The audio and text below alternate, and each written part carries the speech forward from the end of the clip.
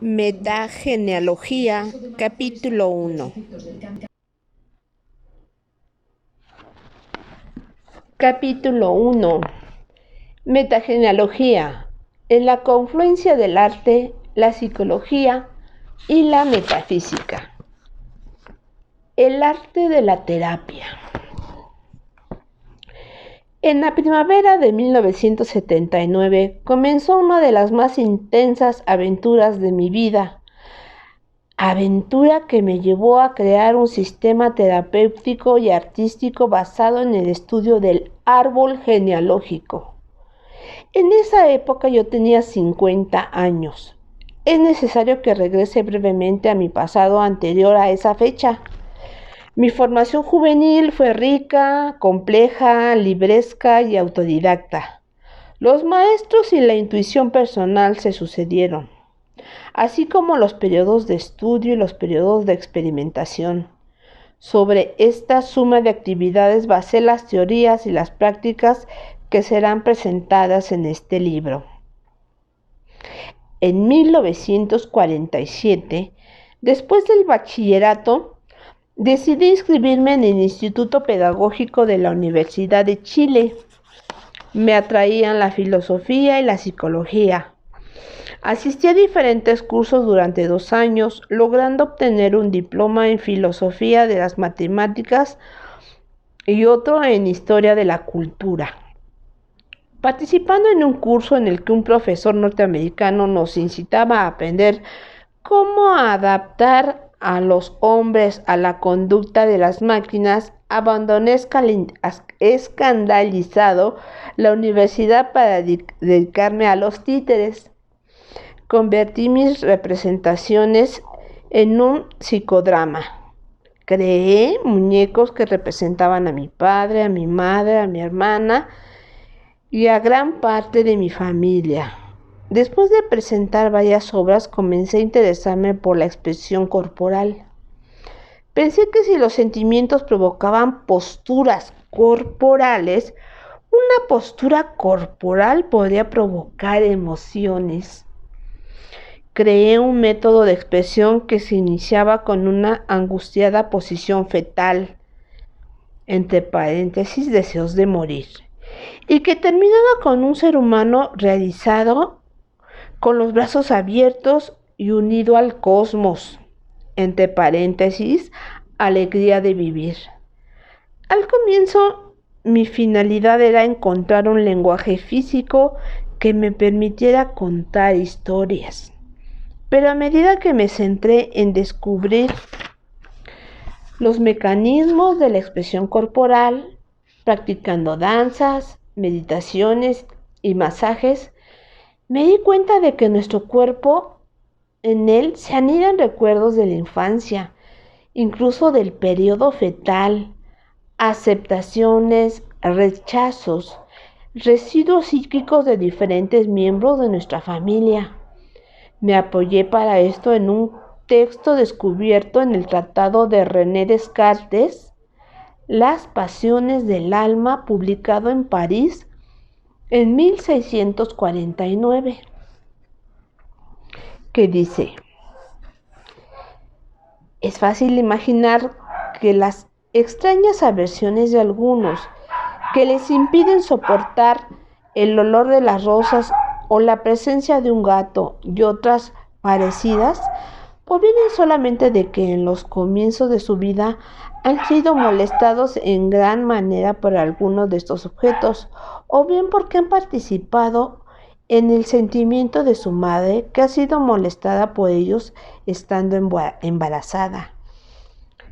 Porque es cierto que hay relación entre los movimientos de la madre y del niño que está en su vientre, de modo que lo que le es contrario al uno daña al otro. Y el olor de las rosas puede haberle producido dolor de cabeza a un niño aún estando en la cuna, o bien un gato le puede haber asustado mucho sin que nadie se haya dado cuenta de ello, ni él mismo haya vuelto después a acordarse, aunque la idea de la aversión que experimentó entonces hacia esas rosas o ese gato quede impresa en su cerebro hasta el fin de su vida. Parte 2. Eugenio Frutos, Planeta Barcelona, 1989. Ciertos movimientos despertaban mi rabia contra el padre, la pena de la emigración legada por mis abuelos, la angustia de haber querido ser eliminado mientras estaba en el vientre materno y muchas otras cosas. Los ensayos de los mimodramas se convirtieron en terapias colectivas. El contraste era tan fuerte entre estas prácticas en las que se revelaba el auténtico ser de cada uno y el mundo exterior estructurado por los prejuicios y las apariencias, que no tardó en abrirse paso en mi conciencia una constatación. Los límites y las enfermedades sociales nos sumergen en una jaula mental. Desde aquel momento yo no tenía más de 20 años. El arte se me convirtió en una actividad orientada hacia mi liberación espiritual. En esa búsqueda, a pesar del éxito que coronaba las representaciones de mi compañía de mimo, me hizo irme de Chile. Abandoné el taller donde ensayábamos los trajes, los decorados, los objetos, los libros, todo. Llegué a París decidido a trabajar con el mimo Marcel Marceau, a participar activamente en el grupo surrealista que dirigía André Breton y asistir como alumno libre a los cursos que el filósofo Gaston Bachelard impartía en la Universidad de Sorbona. Practicar pantomima con Marceau me incitó a investigar en el yoga tántrico y sus chakras, en la medicina china y sus meridianos, en la cábala y en sus sefirots aplicados al cuerpo. Aunque probablemente esas biologías son imaginarias, a quien tiene fe en ellas le permiten sanar y desarrollar su conciencia. Con los surrealistas, el practicar innumerables cadáveres exquisitos, dejando de lado la racionalidad para escribir dictados automáticos sin pensar, permitió que familiarizarse con mi inconsciente y dejara de considerarlo un peligro para darme cuenta de que era un eficaz aliado. Como consecuencia de esto, comencé a leer fervorosamente las obras de Sigmund Freud, lo que me condujo a estudiar a Sándor Ferenczi, Melanie Klein, Wilhelm Stengel, George Groth y Wilhelm Reich. Los cursos de bachillerato, por sus análisis de los elementos primordiales como el agua, el fuego, el aire, la tierra y el espacio, me condujeron a la alquimia. En el libro Metamorfosis del alma y sus símbolos de Carl Gustav Jung, encontré un buen guía. En esta época juvenil, aunque de forma primaria, mi mente comenzó a comprender la estrecha relación que existía entre el arte y la terapia. Veía por un lado a los artistas enfrascados en la exaltación de su ego, considerando como isla aparte de la humanidad y buscando ante todo ser reconocidos y admirados. Por otro, la devoción del terapeuta poniéndose como meta el servicio a la salud mental y física de los otros. Realizado mi aprendizaje en Europa, emigré a México para crear una escuela de pantomima. Muy pronto derivé hacia la dirección teatral.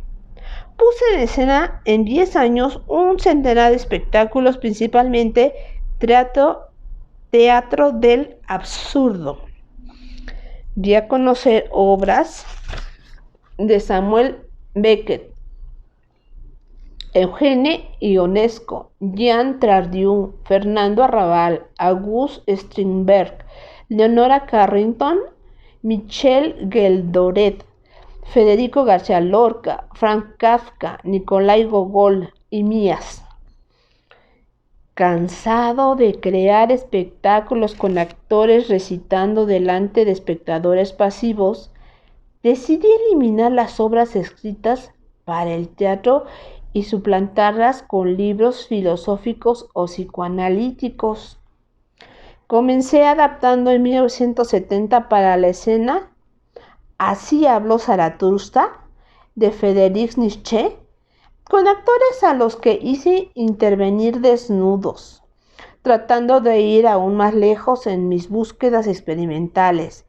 En ese mismo año realicé una adaptación de juegos en que participamos. La psicología de las relaciones humanas de Eric Berne, libro fundador del análisis transaccional que quería simplificar el argot psiquiátrico para permitir que paciente y analista tuvieran un lenguaje común, junto con Escucha hombrecito de Wilhelm Reich. Fue mi primer intento de teatro terapéutico por sus predicciones advirtiendo de los peligros ecológicos por sus juegos de roles entre niños, padres y adultos, entre paréntesis, el estado del ser sano que ha elegido vivir plenamente en el presente. Mi obra, El juego que todos jugamos, tuvo un éxito inmediato y desde su estreno hace casi 40 años, hasta hoy nunca ha dejado de ser representada por diferentes grupos de estudiantes. Este deseo de encontrar métodos de sanación artísticos me hizo abandonar los teatros para dar espectáculos improvisados en cualquier sitio. Academias de pintura, cementerios, asilos de ancianos, autobuses en marcha, plazas públicas, etc. Ya no con actores queriendo disolverse en un personaje, sino con seres humanos sintiéndose desviados de su esencia real por la familia, la sociedad, la cultura, buscando dejar de ser personajes para encontrar su verdadera personalidad, su ser esencial. Para ello, con sorprendentes improvisaciones mostraban a los atónicos espectadores sus obsesiones mentales, emocionales, sexuales y sus terrores materiales. Creé una veintena de efímeros pánicos, destacando los de la Academia de Artes Plásticas de San Carlos, entre paréntesis México 1963, y la del Segundo Festival de Expresión Libre de París 1965, que dieron origen a la psicomagia, técnica terapéutica que consiste en escenificar en la vida cotidiana un acto curativo mediante o semejante a un sueño para liberarse de un bloqueo inconsciente. Con estos actos me opuse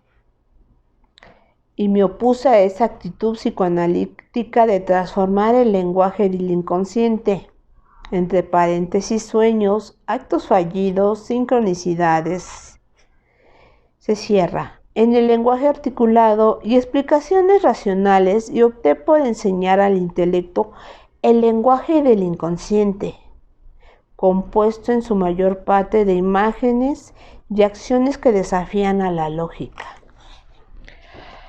La palabra revela un problema, pero no lo cura.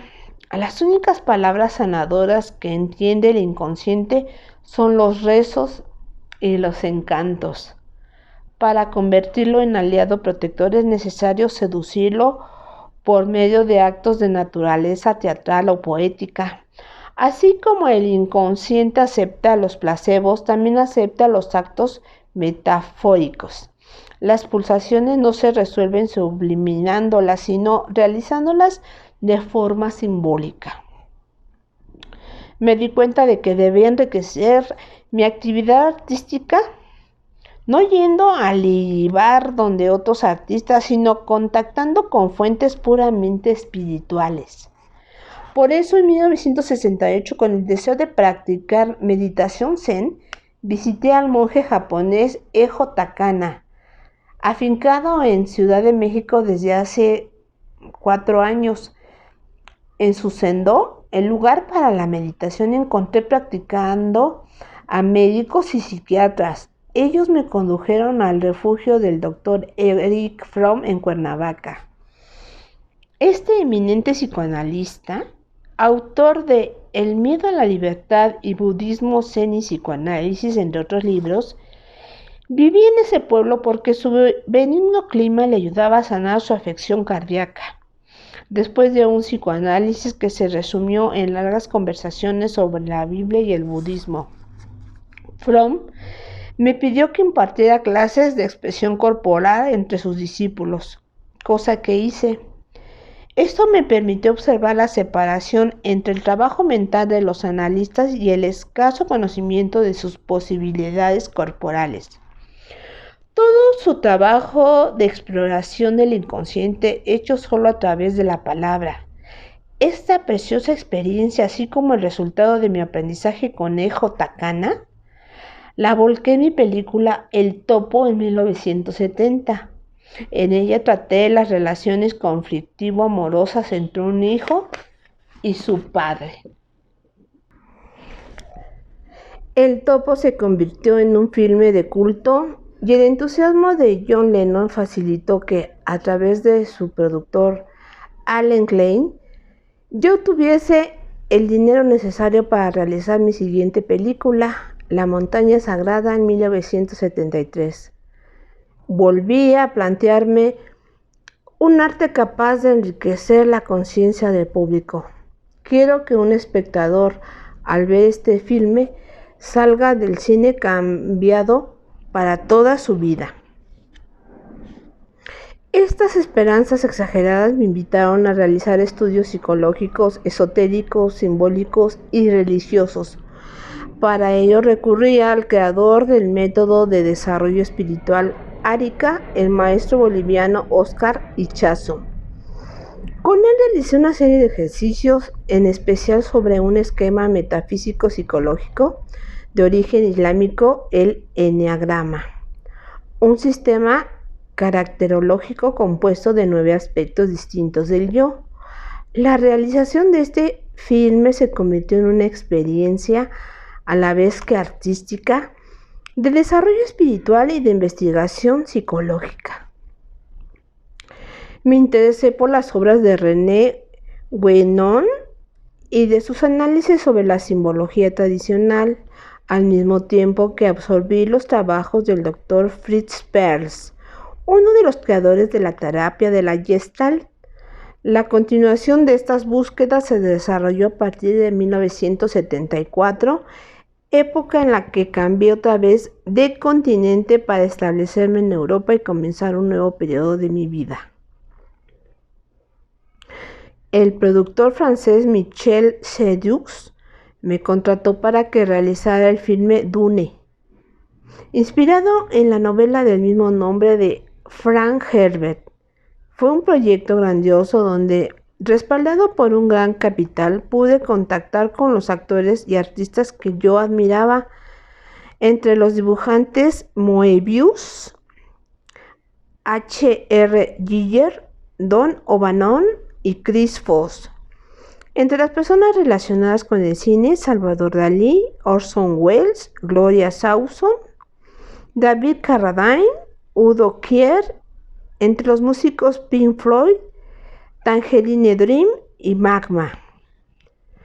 A pesar de que elaboramos el guión durante 2 años, la película, por motivos de distribución en Estados Unidos, no se pudo realizar.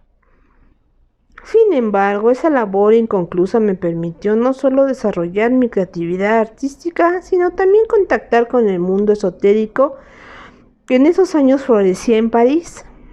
Entonces me inicié en Kabbalah con el sabio A. D. Grad, autor de tratados como el libro de los principios cabalísticos, en magia gitana, con el especialista Pierre Berlon. Y también aprendí del físico matemático Jacques Rabatin, creador de una teoría sobre el poder de las ondas emitidas por las formas, no solo las tridimensionales, sino también las dibujadas. de Pierre Cartier, alquimista y prestidigitador de 100 años de edad, famoso entre los ilusionistas por sus trucos con cigarrillos. Y del Dr. Jean Valnet, médico pionero en la fitoterapia y en la curación con aceites esenciales, entre paréntesis, aromaterapia.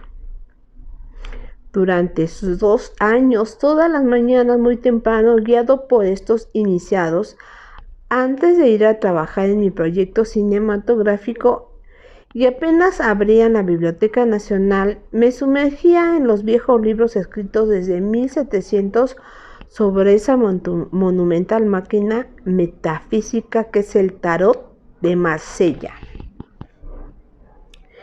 El doctor Valnet me presentó a su mejor colaborador, el eminente fitoterapeuta Jean-Claude Lapras, quien los fines de semana me enviaba a 4 de sus pacientes para que investigara a través de las cartas las raíces psicológicas de sus enfermedades. Fue un periodo de aprendizaje intenso en el que se realizó en mi espíritu la unión entre arte, espiritualidad y terapia. Para sanar una enfermedad no podemos limitarnos solo a lo científico. La mirada de un artista equilibra la de un médico, capaz de comprender los problemas biológicos, pero que carece de las técnicas necesarias para detectar los valores sublimes sepultados en cada individuo. Para que sane es necesario que el paciente sea lo que en verdad es y se libere de la identidad adquirida, lo que los otros han querido que sea. Toda enfermedad proviene de una orden que hemos recibido en la infancia, obligándonos a realizar lo que no queremos, y una prohibición que nos obliga a no ser lo que en realidad somos.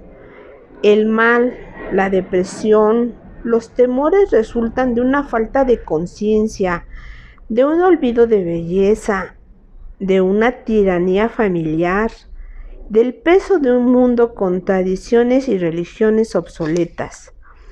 Para sanar a un paciente, o sea, ayudarla a convertirse en lo que en verdad es, se le debe de hacer consciente de que no es un individuo aislado, sino el fruto de al menos 4 generaciones de ancestros. Es imposible conocernos a nosotros mismos si no conocemos el legado material y espiritual de nuestro árbol genealógico. Pero las estructuras del clan familiar no deben ser el objeto de interpretaciones restrictivas que analizan al ser como si fuera una máquina biológica. Las grandes teorías psicológicas del siglo XX emanan de geniales médicos psiquiatras como Freud, Godek o Reich, pero en sus seguidores se desarrolló la creencia falsa, nociva, de que para conocer el alma humana, toda búsqueda debe inspirarse en procesos de investigación científica. Carl Gustav Jung, en 1929, se hizo consciente de esa confusión intelectual.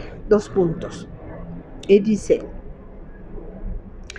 el intelecto es efectivamente un enemigo del alma porque tiene la audacia de querer captar la herencia del espíritu, de lo cual no es capaz bajo ninguna circunstancia, porque el espíritu es bastante superior al intelecto, dado que aquel comprende no solo a ese último, sino también al corazón.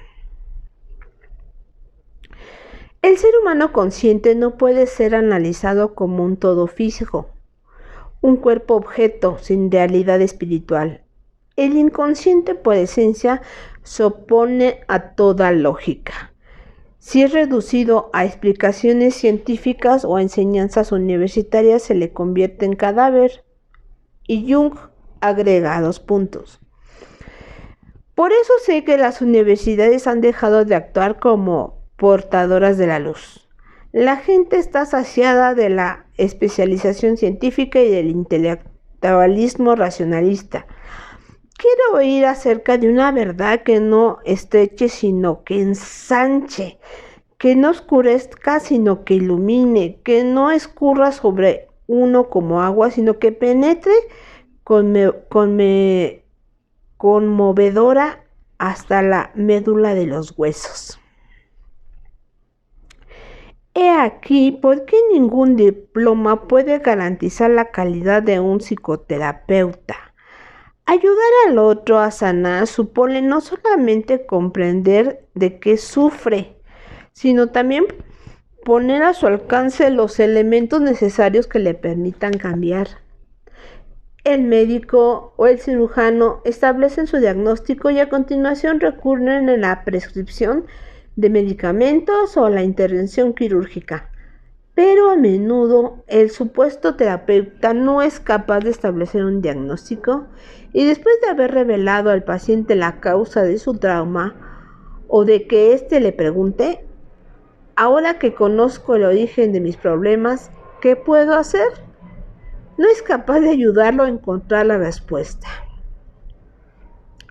En las culturas primitivas, el chamán, entre paréntesis, generalmente un artista experto también en plantas medicinales o alucinógenas que permiten viajar hacia otras realidades ejercitando una acción terapéutica.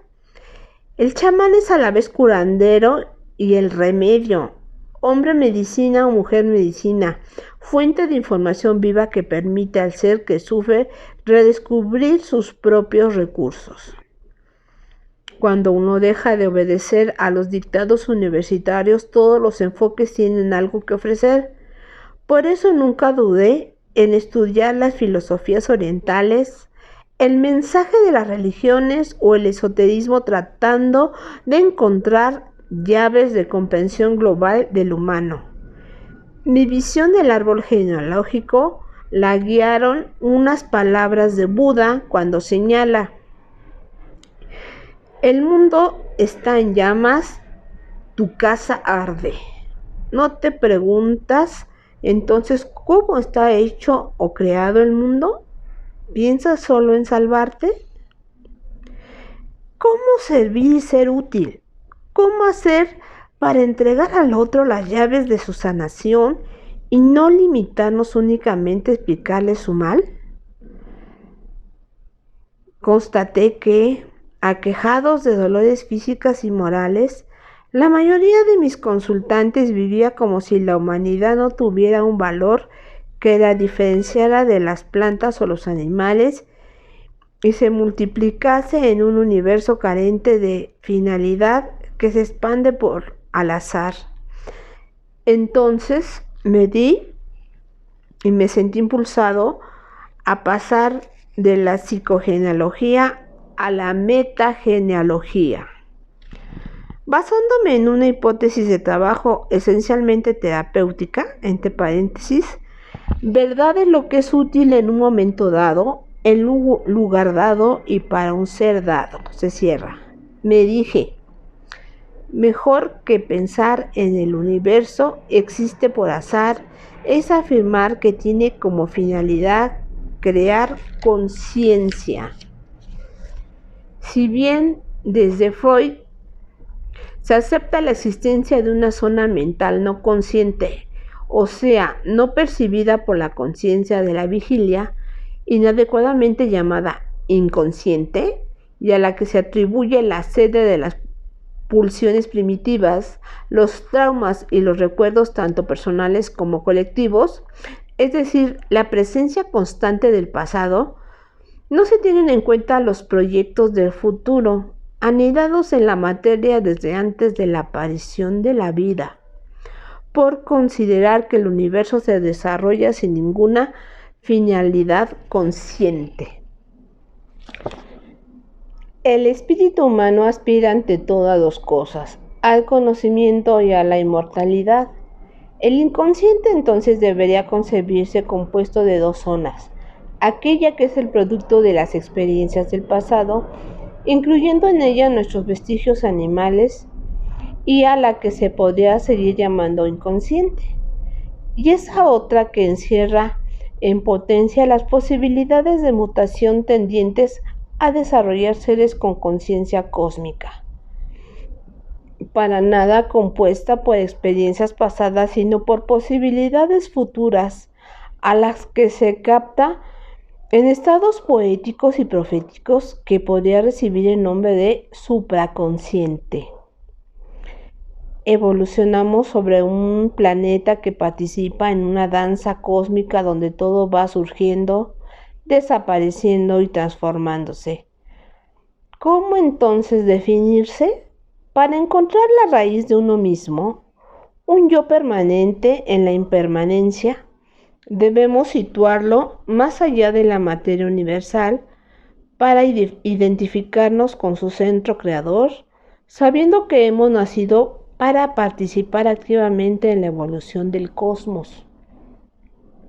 El yo individual y el nosotros cósmico no pueden sino unirse en la conciencia, ideal que de forma simbólica y se planteó a la alquimia, poniéndose como tarea espiritualizar la materia al mismo tiempo que materializar el espíritu.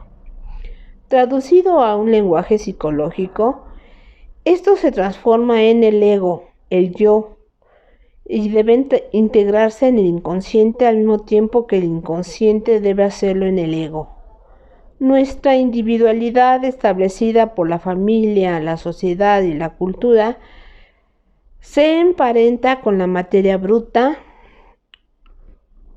la nigredo, la podredumbre o plomo que la alquimia transforma en oro, en ser esencial, en conciencia. Al preguntarme cómo realizar un trabajo que me condujera a la mutación, me pareció necesario moderar los deseos en pro de la salud, eliminar las cosas pasajeras y de poco valor para tomar conciencia de mi inmortalidad como organismo colectivo, logrando la libertad, desprenderme de las amarras mentales para que nada subjetivo me separara de la energía creadora, llegando a la unión, actuando como si estuviera vivo y al mismo tiempo liberando de los intereses terrenales como si estuviera muerto, cesar de pertenecer, de identificarme o de definirme. Para desarrollar un alto nivel de conciencia se requieren esfuerzos tenaces, continuos, intensos, implacables. En este proceso debemos morir a nosotros mismos y volver a nacer transfigurados, no definiéndonos como racionales o irracionales, jóvenes o viejos, mujeres u hombres. Ningún hombre y ninguna nacionalidad debe limitar nuestro acontecer personal para que debajo de nuestra máscara individual gocemos la paz del anonimato, no tengamos barreras entre lo humano y lo divino, seamos tanto lo que somos como lo que no somos.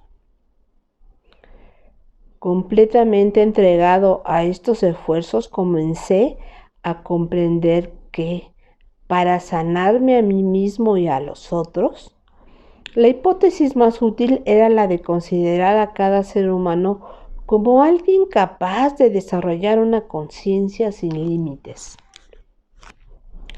Si examinamos a través de un microscopio un huevo fecundado, podremos ver en la yema un diminuto punto rojo que palpita.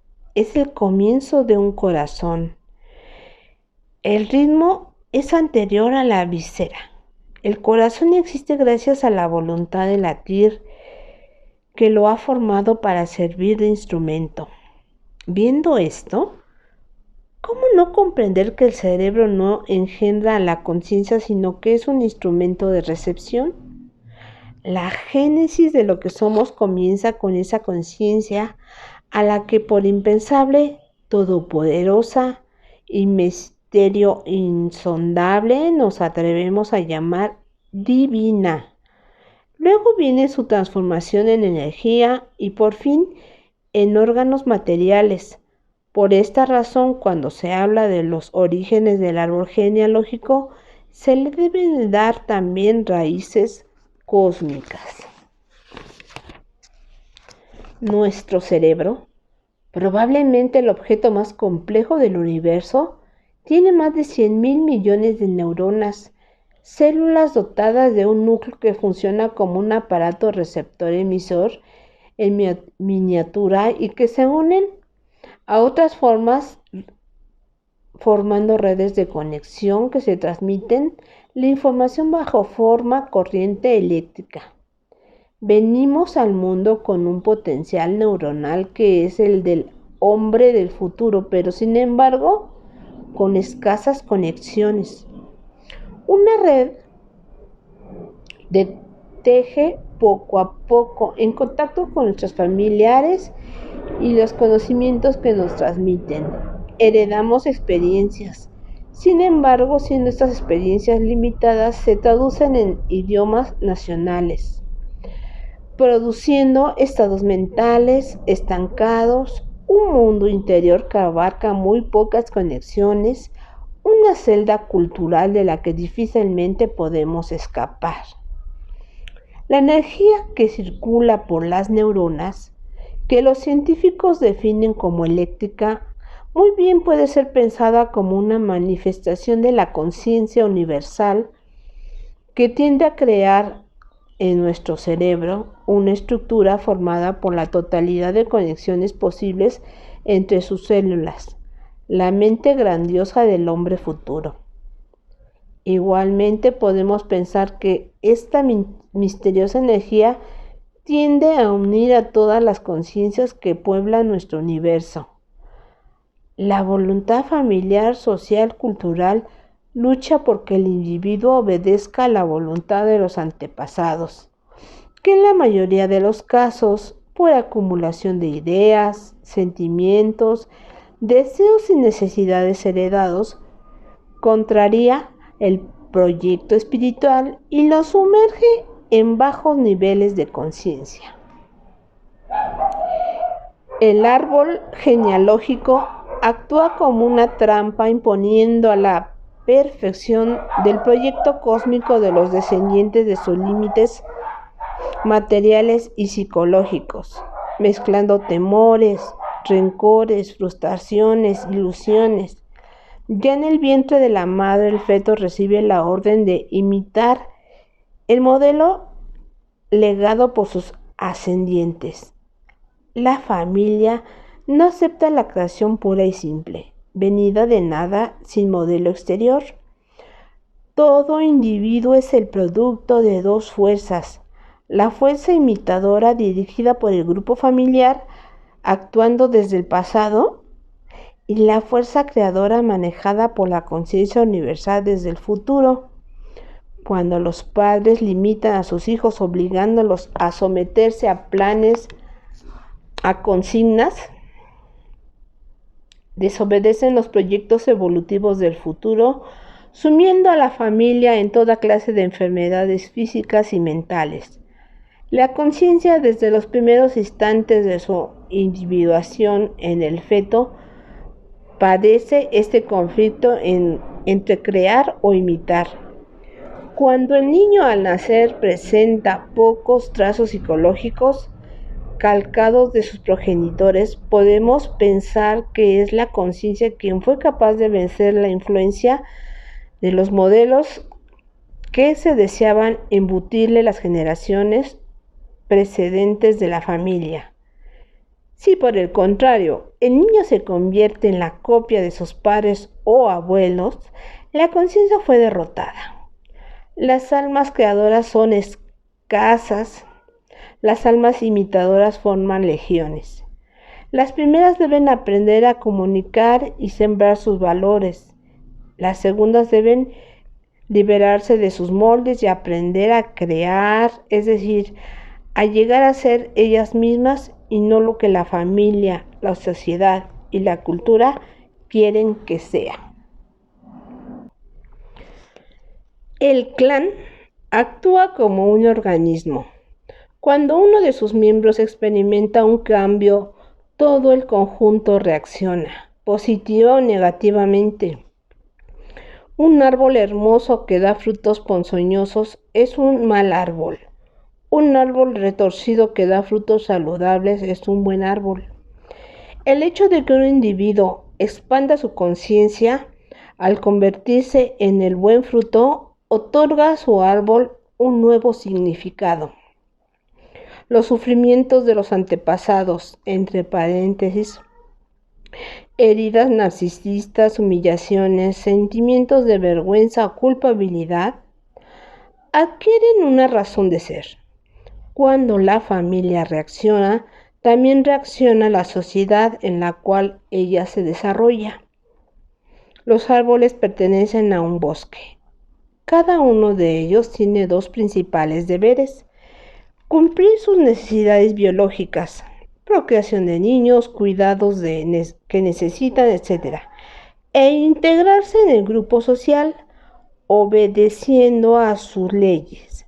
Si cada familia rehuyera el contacto con las otras, entregándose a sus tendencias separatistas, la sociedad no podría existir.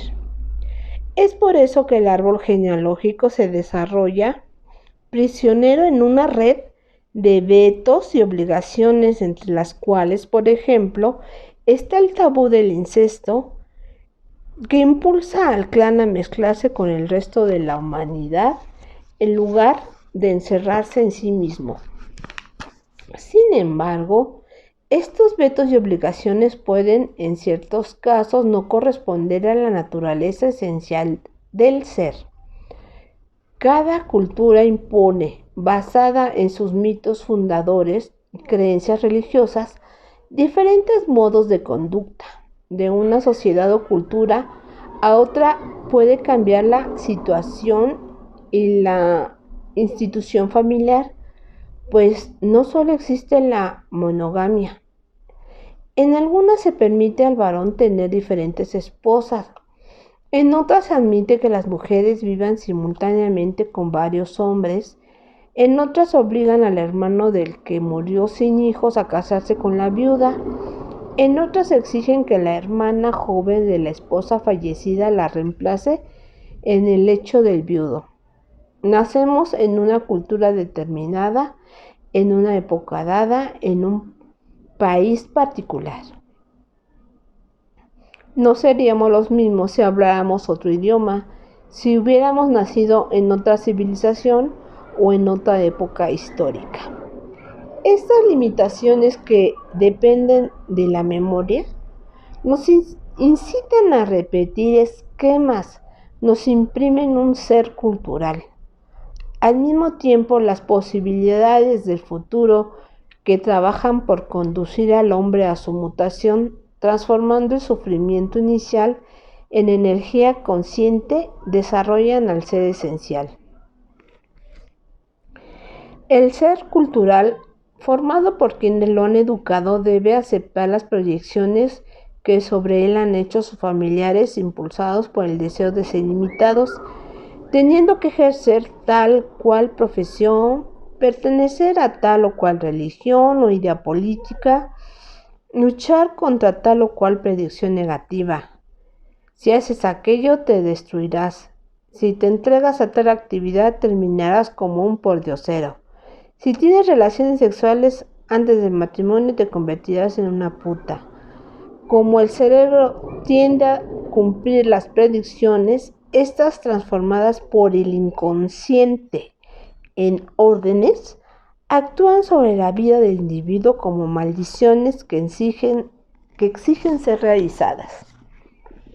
En cambio, el ser esencial programado por el supraconsciente despliega en la mente aspiraciones sublimes, casi siempre reducidas a simples ilusiones por la memoria del clan, utopías, casi siempre prevividas con angustia, o deseos de mejorar el mundo, casi siempre vividos con desesperanza. En todo momento, el ser cultural y el ser esencial se entremezclan, a veces batallando, otras uniendo sus fuerzas, etc. Bisabuelos, abuelos, padres, se funden en nosotros tanto para lo mejor como para lo peor. Las fuerzas de repetición y de creación de su dinámica sin fin nos impulsan a la vez hacia la repetición de lo mismo y acceder a lo que somos auténticamente. Los individuos al mismo tiempo pueden tener de sus bisabuelos, abuelos y padres una visión positiva y otra negativa, convirtiéndose de este modo cada familiar en una entidad doble, una luminosa y otra oscura. Dos campos de energía que, a pesar de oponerse, son complementarios. En el campo presente, el espíritu que se materializa colinda con la materia que se espiritualiza, el supraconsciente con el inconsciente, el intento de realizar el futuro con el intento de repetir el pasado, el ser esencial con el ser sociocultural, el deseo de crear con el deseo de imitar. Al estudio del árbol genealógico bajo sus aspectos simultáneos y complementarios, tesoro y trampa, lo he llamado metagenealogía.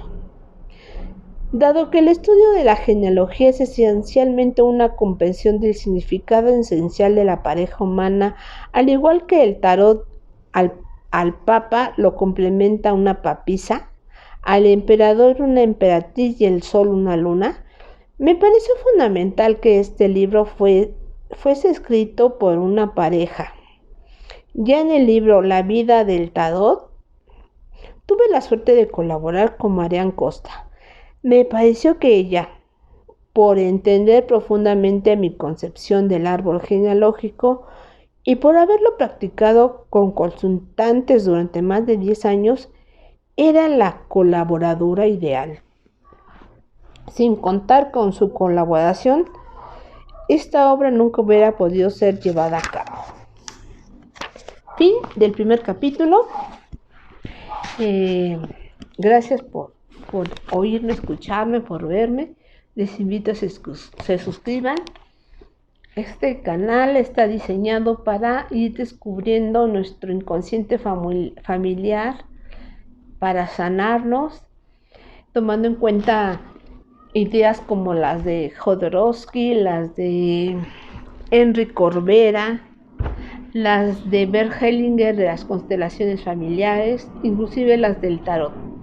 Todo esto nos lleva para irnos descubriendo, irnos sanando, y cuando tengamos que partir de este mundo, irnos mejor que como llegamos. Para la próxima nos vemos al capítulo 2, que es para orientarse en este trabajo, fundamentos de la teoría jodorowskiana. El presente como una sola realidad y la unidad como verdad última del ser. Es el capítulo 2.